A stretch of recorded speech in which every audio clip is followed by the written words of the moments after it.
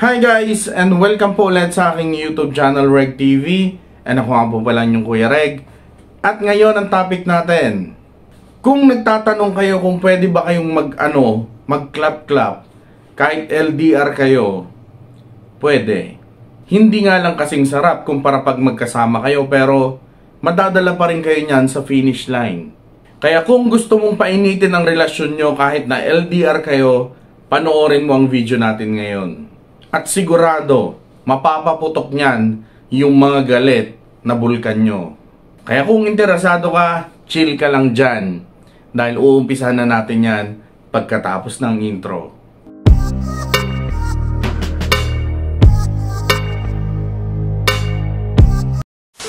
So ano nga ba yung mga technique kung gusto nyo na sa LDR? Number 1, mag-record ka sa dilim. Kung natatakot ka na magpakita ng mukha mo, pero gusto mong lumigaya yung partner mo sa malayo, try mong paligayahin yung sarili mo habang binivideo mo sa madilim. Tama, magsariling sikap ka pero sa madilim para hindi ka makita. Dahil ang mahalaga dyan ay yung boses na naririnig niya mula sa'yo. Dahil habang naririnig niya yan, magiging clear na rin sa imahinasyon niya yung itsura mo, kaya magiging madali na rin sa kanya na lumigaya at makarating sa finish line. Isa yan sa pinaka-the best at pinaka-safe na paraan para kahit papano ay maging happy yung pipino at pechay nyo kahit nasa long distance relationship kayo. Number 2, phone call. Ito madalas ginagawa nung 80s at 90s pero ginagawa pa rin yan ngayon. Marami pa rin ang gumagawa niyan. Ang kailangan nyo lang ay phone call. Tapos mag-usap kayo ng mga kalibugan na topic. Hanggang sa mag-init kayo. Tapos pag medyo nararamdaman nyo na yung init, mag-imagine kayo na parang magkatabi lang kayo. Tapos sabihin mo kung ano yung mga gagawin mo sa kanya. Halimbawa, hahalikan mo. Hahawakan mo yung pipino niya, kunyari. Tapos siya naman, susungkitin niya yung talaba mo. Yung mga ganyan. At dapat maging specific kayo sa mga word na sasabihin nyo. Huwag niyong gagayahin yung mga sinasabi ko para feel na feel nyo talaga, 'di ba? Ang kagandahan kasi sa phone call, live yan na naririnig nyo yung isa't isa. Kaya pwede kang mag-request sa partner mo kung ano yung mga gusto mo na gawin niya. Or kung ano yung gusto mong sabihin niya habang nag-i-imagine kayo. Pwede rin kayong gumamit ng mga laruan para lalo kayong ganahan at para damang-dama nyo yung nangyayari. 'Di ba?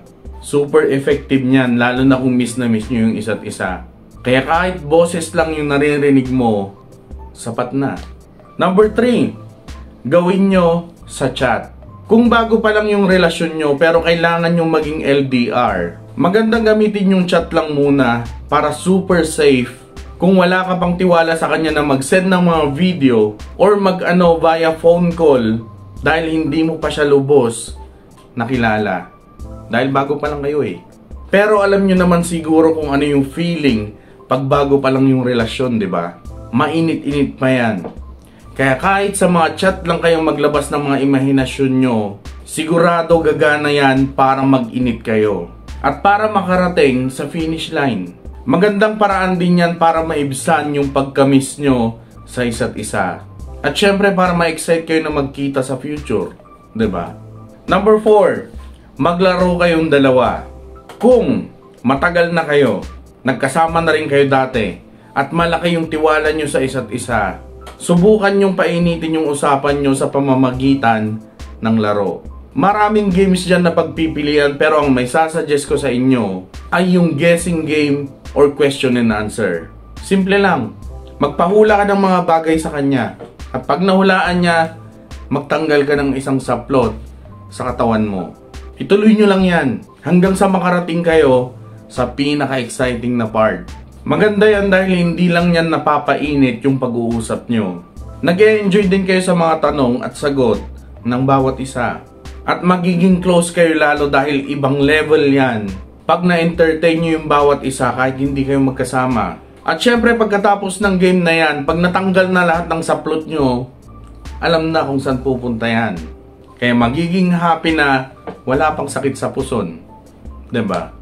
Number 5, gumamit ng Viber or WhatsApp pag mag-aano kayo. So kung ayaw nyo na ng paligoy-ligoy at gusto nyo yung straight na dahil L na kayo sa isa't isa, mag-video call na lang kayo. Maraming application dyan na pwedeng gamitin para magawa yan. Kabilang na dyan yung Viber or WhatsApp. Sabihin nyo lang sa bawat isa kung ano yung gustong gawin ng partner nyo.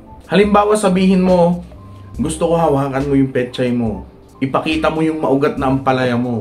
O kaya sabihin mo, bilisan mo, bagalan mo, tusukin mo, sakalin mo, yung mga ganyan. Diskarte nyo yan. Alam ko magaling kayo sa mga ganyan. Basta mapapayo ko lang sa inyo, lalo na sa mga babae.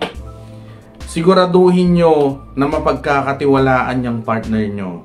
At wag na wag kayong papayag kung online nyo lang siya nakilala. Wag. Number 6, mag-usap hanggang makatulog. Minsan hindi naman kailangan maglabas ng init ng katawan para manatiling buhay ang relasyon nyo. Kahit na yung simpleng mag-usap lang kayo, yung andyan kayo naririnig at nakikita sa video call yung bawat isa. Nag-uusap hanggang sa makatulog. Goods na yan. Minsan presensya lang ng bawat isa, okay na para mabuhay yung long distance relationship nyo. At syempre yung time at effort nyo para maging posible yung mga yan. 'Di ba? Pero gaya nga ng sabi ko, kung gagawin nyo yan, dapat mag-ingat. At dapat 1,000 beses na tiwala yung meron kayo sa partner nyo bago nyo gawin yan. Dahil mahirap na sa panahon ngayon. Isang pindot lang, pwede nang masira ang buhay mo. At mahihirapan ka nang maibalik sa dati, oras na mangyari yan. Kaya wag basta-basta magtitiwala. So yun, Rec TV nga po pala, and shoutout po muna tayo. So yun, may nagpapa-shoutout from Manila kaso wala siyang nakalagay na pangalan. User IW3TV, yun lang yung nakalagay. Shoutout po sa inyo. Shoutout din kay Mariam from Oman. Shoutout din kay Divine Acantilado. Shoutout din kay Joy Dakot Egcalinos from Toronto. Shoutout ulit kay Janine. Shoutout kay Tagalete ako or kay Liz from Riyadh. Kay Lani Milakson from Kuwait. Shoutout din kay Denden Ito from Japan. Shoutout din kay Carol from Makati at kay Zach from Arizona. Shoutout din kay Linana Besa Workout from Jordan. Shoutout din kay The Tart Sheer from Hong Kong. Shoutout din kay Mary Joy Barosa from Bahrain. So yun yung mga nagpapa-shoutout sa last video natin, and sa mga silent viewer natin dyan, maraming salamat po sa panonood. And ingat kayo sa mga naroon. God bless, peace, and goodbye.